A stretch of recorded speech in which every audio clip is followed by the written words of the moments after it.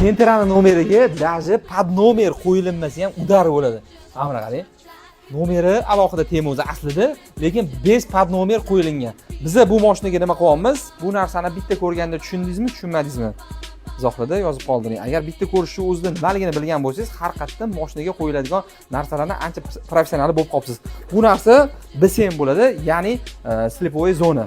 Tonirovka urilgan mashinalarda bu tonirovkalar urilgan, biraz bokovoyga bu datchik beradi. Orqa tarafga, orqa bamperni ham yechib olganmiz, bekorga emas.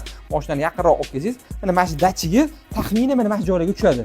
Bunga taxminan mashina sal masjidlarda yuradigan bo'lsa, bokovoyda yoningda mashina bor, ehtiyotingni qil degan ma'noni bildiradi.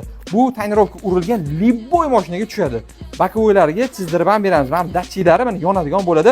Taxminiy hozir bu videoda qanaqa ishlashlarini sizga ko'rsatib o'tamiz. Qiziq bo'ladigan bo'lsa, bemalol Elite Auto Tuningga kelib, buni qo'ydirib ketsangiz bo'ladi.